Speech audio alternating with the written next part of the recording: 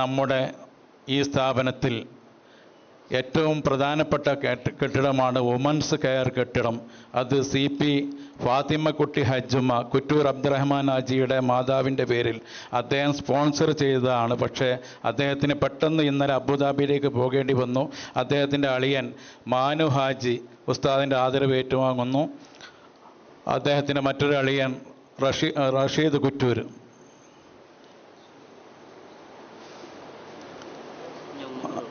അതുപോലെ നമ്മുടെ പ്രധാനപ്പെട്ട പ്രവർത്തകൻ റാഷിദ് കരുവാങ്കല്ല് നമ്മുടെ വേണ്ടപ്പെട്ട ആളാണ്. എല്ലാവരും ആദരിക്കപ്പെടേണ്ടവരാണ്.